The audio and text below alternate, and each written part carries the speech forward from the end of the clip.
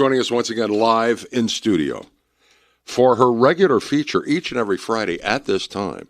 It's the WIKY Weekend, brought to you by Michelob Ultra from Evansville Living Magazine. Jodi Keen. Good morning. How you doing?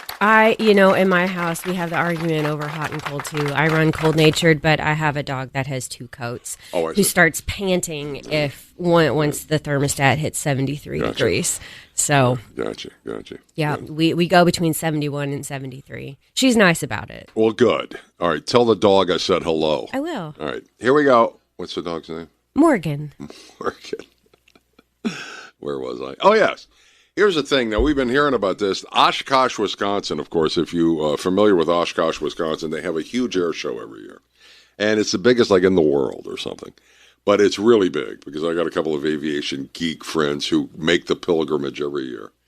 And just back from the Oshkosh air show is the B-29 Super Fortress Dock, one of two surviving airworthy flying B-29 Super Fortresses in the world. And it flew from Oshkosh to Evansville, and it's been on the tarmac since last Sunday. Yeah, it's been here for quite a while, and so it'll cool. be at the Wartime Museum, and you can tour it today through Sunday. And by touring, I mean like actually walking through it. And that's really the coolest part. You don't even have to be an aviation geek to That's awesome. appreciate just what it looked like, what it felt like to be strapped into those seats or moving around while it was in flight.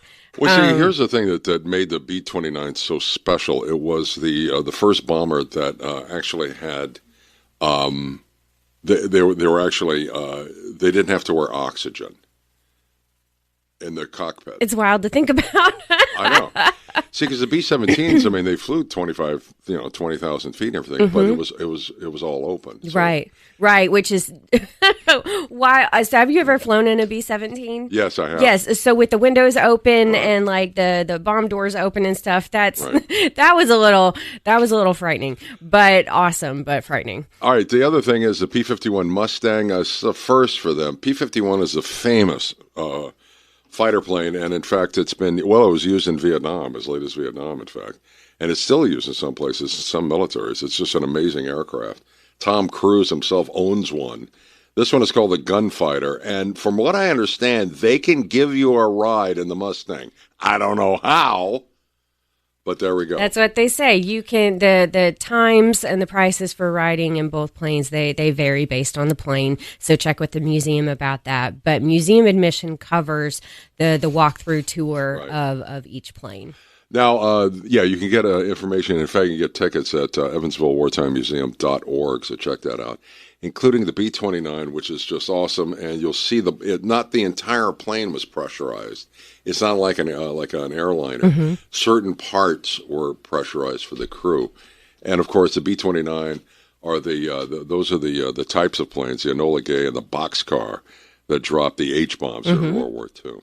All right, let's go. I've been hearing about this a lot. EVPL's annual book sale is here. It's tomorrow. Where? Well, it's at Washington Square Mall. Of course. You need to bring bags. I mean, because it's going to be a haul. You're going to walk away with a lot more than you thought you would. Are credit cards accepted? I believe so. Okay, you should double check with the museum first, actually. But I mean, everything is, you can use petty cash for it because everything, or most things, are under $2. And they have books, they have CDs, they have maybe even cassette tapes, possibly. Cassette tapes, there we go. Cassette tapes. I still have my Walkman. I should go check that out. Oh, a Walkman. I do. And movies and everything like that. But also what's cool at Washington Square Mall, you can go to the food court and get a pizza from Noble Romans. You can walk down hall and go to the Rescue Missions thrift store, coffee shop. Sure. At the end where Sears is on the north side is the Evansville Goodwill store. Awesome. Huge store. So, I mean, there's actually a lot to do at Washington Square Mall, more than just the books. Let the books lead you there and let everything else keep you there. All right, then in Gibson County, I want to tell you got some festivals going on. Owensville Watermelon Festival, get out. Where I'm from in southern Illinois, we don't have a lot of Catholic parishes, so summer socials weren't something I knew about until I moved here. I'm used to crop festivals. I see. So this is speaking my language. So Owensville has a watermelon festival today and tomorrow at Library Square. And it has carnival rides, food and vendor booths, a queen pageant, car show, bingo, fire truck rides, and a parade. Then in Oakland City today and tomorrow is their Sweet Corn Festival at Worth Park.